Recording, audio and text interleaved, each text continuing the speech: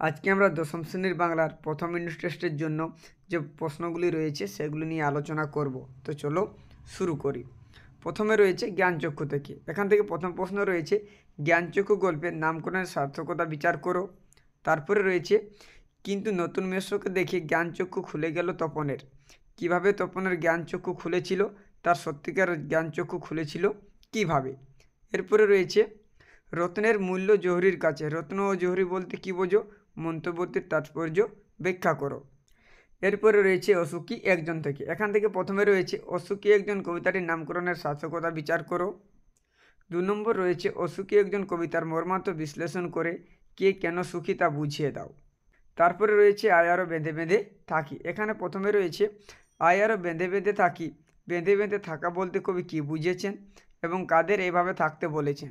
কবি বেঁধে বেঁধে থাকার প্রয়োজনীয়তার উপর জোর দিয়েছেন কেন। এরপরে রয়েছে আমাদের ইতিহাস নেই বলে কি কবি সংশয় প্রকাশ করেছেন, আর কেন সংশয় প্রকাশ করেছেন সেটা কিন্তু চাওয়া হয়েছে। এরপরে রয়েছে আমরা ভিখারি 12 মাস। আমরা বলতে কাদের কথা বোঝানো হয়েছে, তারা নিজেদের সর্বদা ভিখারি বলে মনে করেছেন কেন। তারপরে রয়েছে আফ্রিকা। আফ্রিকা থেকে প্রথমে রয়েছে আফ্রিকা কবিতায় কবি মহাদেশের জন্মের যে বর্ণনা দিয়েছেন তা নিজের ভাষায় লেখো। আফ্রিকা কিভাবে বন্দী হলো তা আলোচনা করো। তারপরে রয়েছে চিরচিহ্ন দিয়ে গেল তোমার অপমানিত ইতিহাস। কাকে কথা বলা হয়েছে, কিভাবে তার অপমানিত ইতিহাসে চিরচিহ্নিত মুদ্রিত হলো। এরপরে রয়েছে হারিয়ে যাওয়া কালি কলম। এখানে প্রথমে রয়েছে আমরা কালিও তৈরি করতাম নিজেরাই। কালি তৈরির পদ্ধতি সংক্ষেপে যা জানো লেখো। তারপরে রয়েছে জন্ম নিল ফাউন্টেন পেন। ফাউন্টেন পেনের জন্মের স্রষ্টাকে, বাংলায় এই নামকরণ কে দিয়েছিলেন। ফাউন্টেন পেনের জন্ম বৃত্তান্তটি সংক্ষেপে লেখো। তারপরে রয়েছে আমার মনে পড়ে প্রথম ফাউন্টেন কেনার কথা। আমার বলতে কার কথা বোঝানো হয়েছে, তার ফাউন্টেন কেনার ঘটনাটি সংক্ষেপে বিবৃত করো। এরপরে রয়েছে কলমকে বলা হয় তরোয়ারের চেয়েও শক্তিধর, তাৎপর্য বিশ্লেষণ করো। তারপরে রয়েছে কোনি থেকে। প্রথমে রয়েছে আজ বারুণী। বারুণীর দিন গঙ্গাঘাটে যে দৃশ্য ফুটে উঠেছে তা বর্ণনা করো। তারপরে রয়েছে খাওয়ায় আমার লাভ নেই, ডায়েটিং করি, বিষ্ণুচরণ দাসের খাদ্যাভ্যাসের পরিচয় দাও।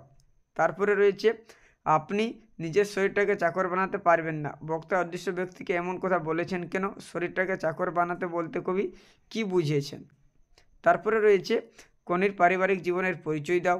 তারপরে রয়েছে সাঁতারু অনেক বড় সেনাপতি থেকে উক্তিটির কার, উদ্ধৃতাংশের তাৎপর্য বুঝিয়ে দাও। এরপর রয়েছে ব্যাকরণ থেকে কারক ও কারক থেকে রয়েছে অনুসর্গ বলতে কী বোঝো, উদাহরণ দাও। নির্দেশক কি, উদাহরণ দাও। বিভক্তি কত প্রকার ও কী কী। তারপর রয়েছে তির্যক বিভক্তি বলতে কী বোঝো, উদাহরণ দাও। এরপর রয়েছে প্রযোজকর্তা কাকে বলে, উদাহরণ দাও। এরপরে রয়েছে প্রযোজকর্তা কাকে বলে, উদাহরণ দাও। তারপরে রয়েছে সমধাতুজকর্তা কাকে বলে, উদাহরণ দাও। এরপরে রয়েছে ব্যতিহারকর্তা কাকে বলে, উদাহরণ দাও। তারপরে রয়েছে কর্মের বিবসা বলতে কী বোঝো, উদাহরণ দাও। তারপরে রয়েছে সমধাতুজকরণ বলতে কী বোঝো। এরপরে রয়েছে অকারক পদ কত প্রকার ও কী কী। তারপর রয়েছে তিলে তেল হয়, তিলে তেল আছে রেখাঙ্কতির পদ দুটি কোন কোন কারকের দৃষ্টান্ত। এরপরে রয়েছে বঙ্গানুবাদ। প্রথম বঙ্গানুবাদ রয়েছে home is the first school where child learn his first lesson, he sees hears and begins to learn at home. আমি আর পুরোটা বলছি না, তোমরা কিন্তু দেখে নাও। এই হলো প্রথম বঙ্গানুবাদ। এরপরে রয়েছে honesty is a great virtue, এটা হলো দ্বিতীয়।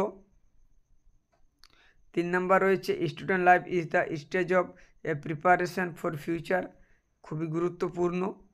4 নম্বর রয়েছে stealing is talking or keeping the property, এটাও কিন্তু দেখে রাখবে। আর 5 নম্বর রয়েছে man is a social animal. এই 5টা আপাতত প্রথম টেস্টের জন্য বঙ্গানুবাদ দেওয়া হলো, এগুলি কিন্তু অবশ্যই দেখে রাখো। আর এই ছিল তোমাদের ফার্স্ট টেস্টের জন্য যে সাজেশন স্বরূপ সেই প্রশ্ন।